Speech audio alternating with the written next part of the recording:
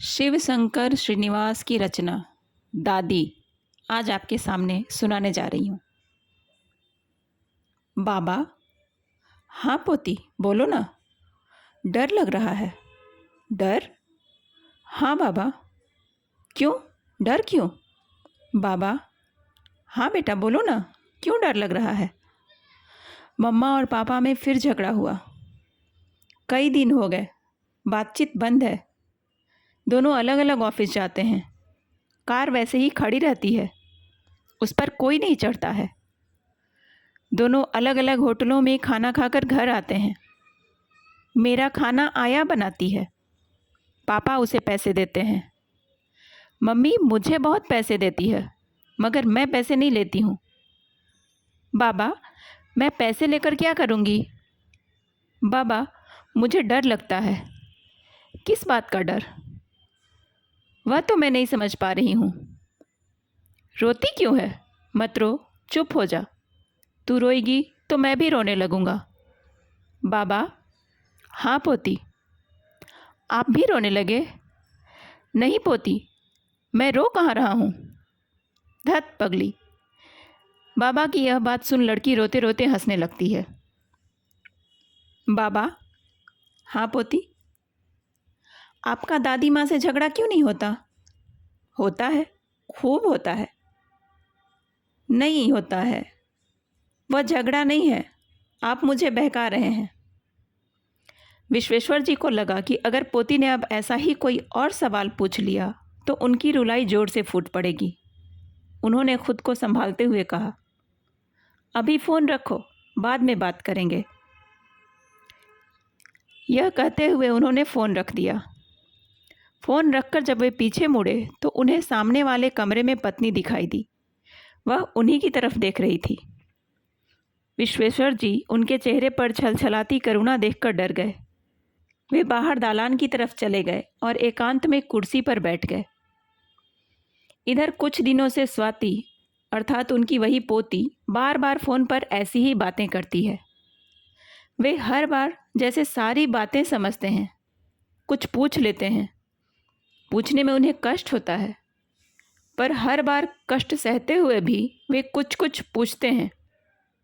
हर बार वे पत्नी से डरते हैं कि कहीं वह फ़ोन पर हुई बातें सुन न ले, पर वह इस फ़ोन के दूसरे सेट पर सारी बातें सुन लेती है और उसके तुरंत बाद पत्नी का सामना करना विश्वेश्वर जी के लिए मुश्किल हो जाता है। इसीलिए पोती से फ़ोन पर बात करने के बाद वे एकांत खोजते हैं, पर यह एकांत भी उन्हें कितनी देर उपलब्ध रहता। घर में बस यही दो प्राणी थे। विश्वेश्वर जी पत्नी के सामने पोती की चर्चा नहीं करते, वह भी कुछ नहीं पूछती। यह उनका स्वभाव है। वे अल्पभाषिणी हैं, मधुर बोलती हैं। विश्वेश्वर जी को सारी जिंदगी इस बात का आश्चर्य रहा कि पत्नी की बातचीत से, उनके व्यवहार या काम से वह यह अंदाज नहीं लगा पाए कि वे गुस्से में हैं या उनके मन में एक सघन अतृप्त कामना रहती है कि वे अनुभव करें कि किसी की पत्नी कैसे रूठती है और पति उसे कैसे मनाता है।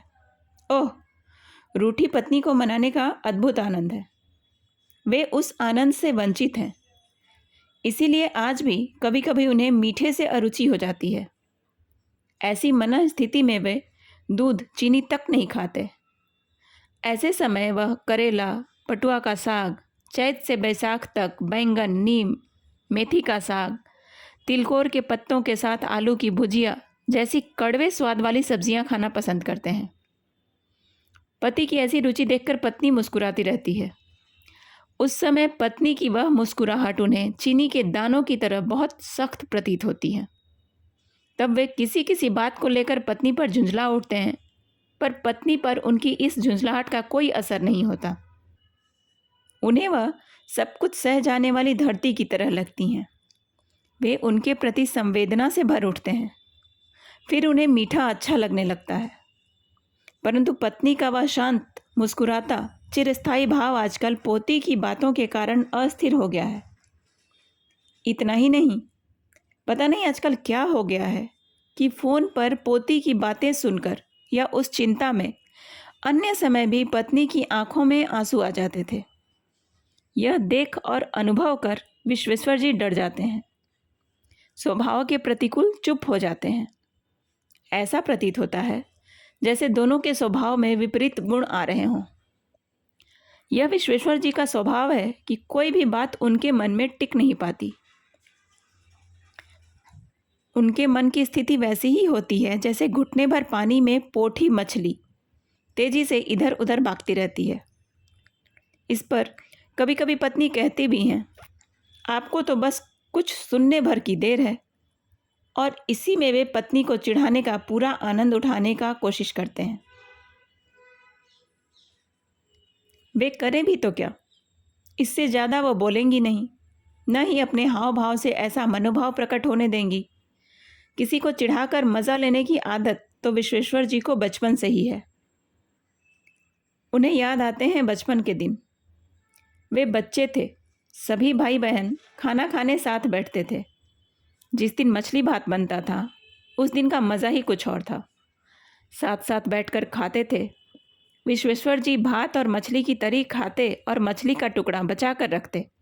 उनकी माँ यह देखकर क्रोध में आ जाती थी, बोलती, तू मछली नहीं खाता, खा मछली।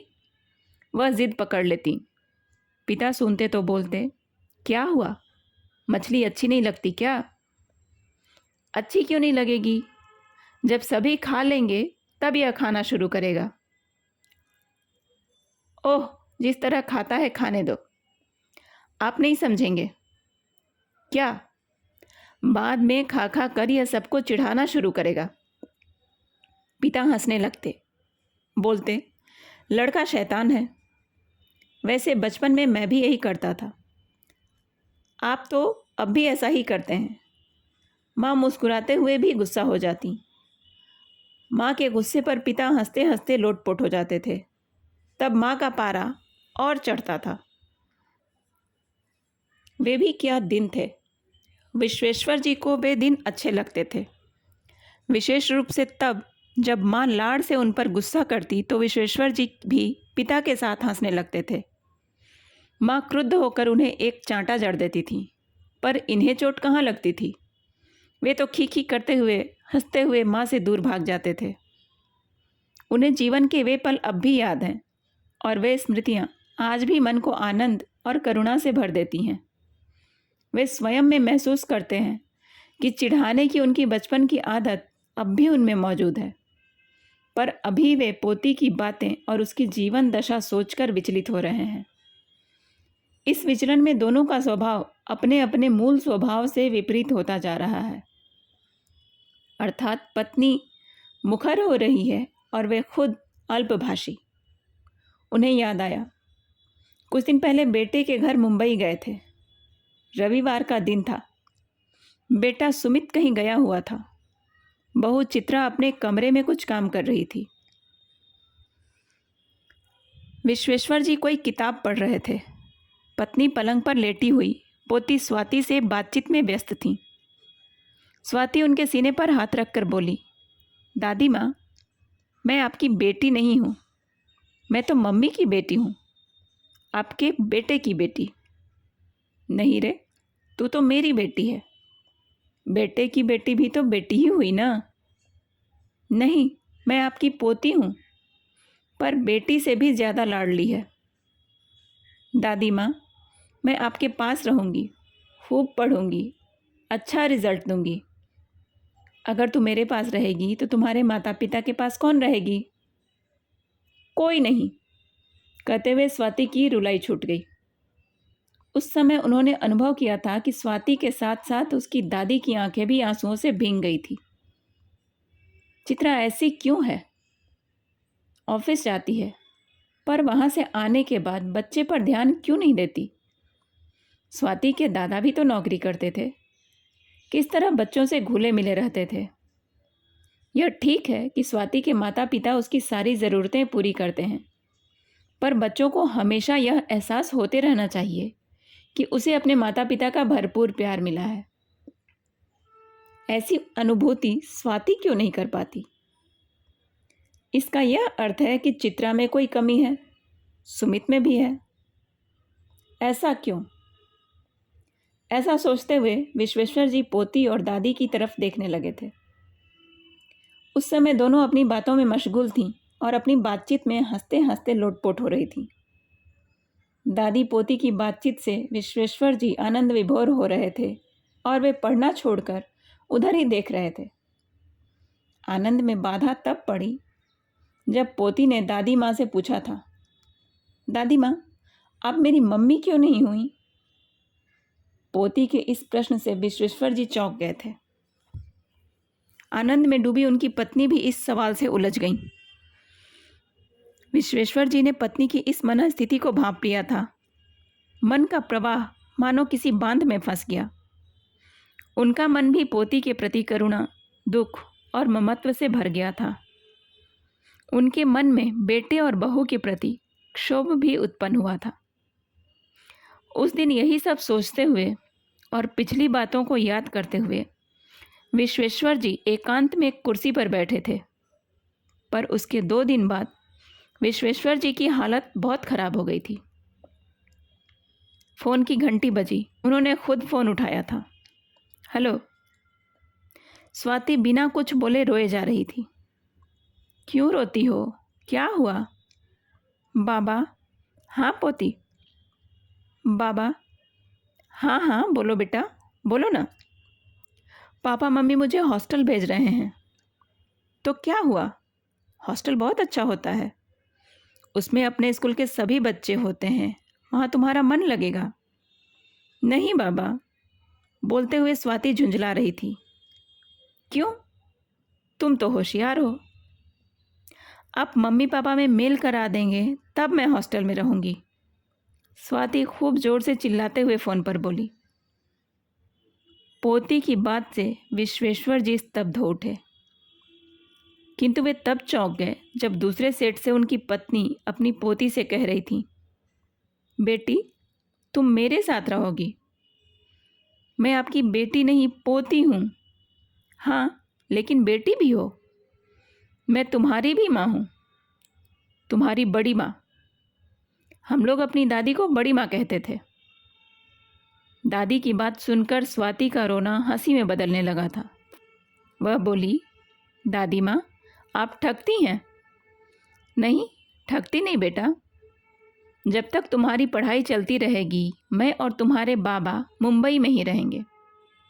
तुम्हारे बाबा को बहुत पेंशन मिलती है। मैं, तुम और बाबा साथ ही रहेंगे। स्वाति हंसने लगी थी। फिर उसने कहा था, दादी माँ तब मैं खूब पढ़ूंगी। मैं फर्स्ट डिवीज़न से पास होकर आपको दिखा दूंगी। तब मैं आपको मम्मी कहूँगी। मम्मी। हाँ कहना। दादी माँ का गला भर आया, बोल नहीं फूट रहे थे। फिर उन्होंने उसे किसी तरह समझा बुझाकर फ़ोन रखा। फ़ोन रखकर वह उस कमरे से बाहर आकर पति से बोली, सुनिए, मुंबई के लिए रिजर्वेशन करा लीजिए। हमारा बच्चा गड़बड़ा रहा है। आज के समाज की यह कहानी आपको कैसी लगी? कमेंट करके अवश्य बताइएगा।